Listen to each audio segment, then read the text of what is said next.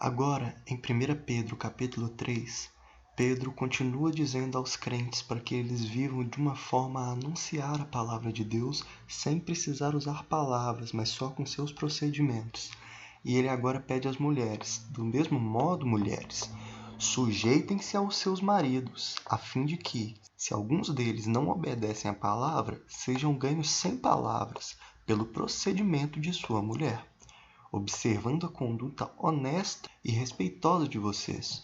Ou seja, eles seriam ganhos para o Evangelho sem o uso de palavras, mas apenas observando a conduta honesta e respeitosa das suas esposas. E ele continua aconselhando: a beleza de vocês não deve estar nos enfeites exteriores, como cabelos trançados e joias de ouro ou roupas finas.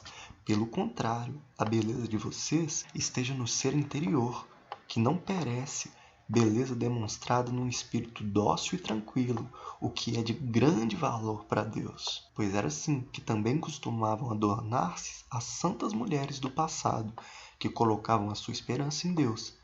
Elas se sujeitavam aos seus maridos, como Sara, que obedecia a Abraão e lhe chamava Senhor. Nós podemos ver, por exemplo, em Gênesis capítulo 18, verso 12, Sara diz: depois de já estar velha, ou seja, de Sara já estar velha, e meu senhor já idoso, mostrando que ela chamava Abraão de Senhor. Pedro diz: de Sara, dela, vocês serão filhas, se praticarem o bem e não derem lugar ao medo.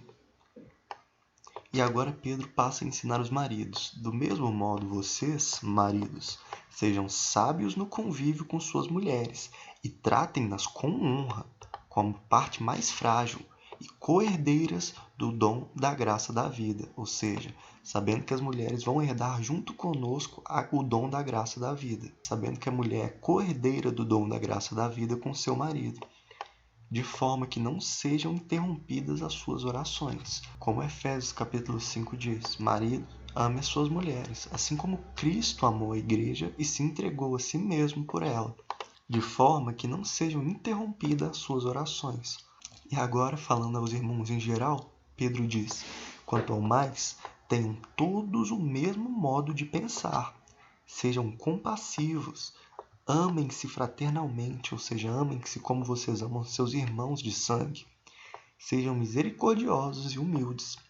Não retribuam mal com mal, nem insulto com insulto. Pelo contrário, bendigam. Como disse Jesus no Sermão do Monte, vocês ouviram o que foi dito: olho por olho e dente por dente.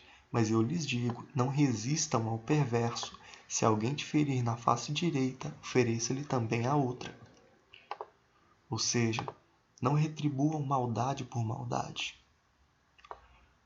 Pois para isso vocês foram chamados, para receberem bênção por herança. E aqui Pedro cita uma passagem dos Salmos, que está escrita em Salmos 34, a partir do verso 12. Quem quiser amar a vida e ver dias felizes, guarde a sua língua do mal e os seus lábios da falsidade. Afaste-se do mal e faça o bem. Busque a paz com perseverança, porque os olhos do Senhor estão sobre os justos e os seus ouvidos estão atentos à sua oração. Mas o rosto do Senhor volta-se contra os que praticam o mal. Quem há de maltratá-los? Se vocês forem zelosos, ou seja, se vocês forem cuidadosos em praticar o bem, se vocês forem zelosos na prática do bem, todavia, mesmo que venham a sofrer porque praticam a justiça, vocês serão felizes. Ou seja, mostrando que um cristão não deve ser perseguido por fazer o mal, mas ele deve ser perseguido por amor à justiça, por amor à verdade de Deus e o Evangelho. Não temam aquilo que eles temem, não fiquem amedrontados. Antes, santifiquem Cristo como Senhor no coração. Estejam sempre preparados para responder a qualquer que lhes pedir a razão da esperança que há em vocês, mostrando a necessidade que temos de estar preparados para justificar a nossa fé no Senhor Jesus. Contudo, façam isso com mansidão e respeito, não de forma grosseira, mas com mansidão e respeito nós devemos mostrar o motivo da nossa fé, conservando boa consciência, de forma que os que falam maldosamente contra o bom procedimento de vocês, porque estão em Cristo, fiquem envergonhados de suas calúnias.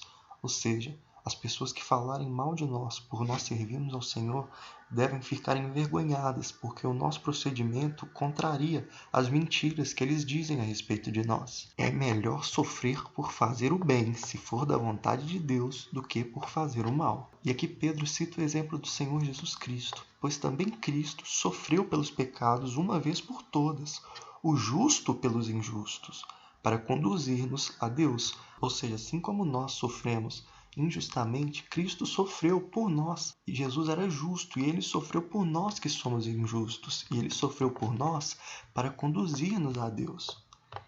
Ele foi morto no corpo, mas vivificado pelo Espírito. E agora no versículo 19 temos um dos versículos mais difíceis do Novo Testamento, no qual também foi e pregou os espíritos em prisão, que há muito tempo desobedeceram, quando Deus esperava pacientemente nos dias de Noé.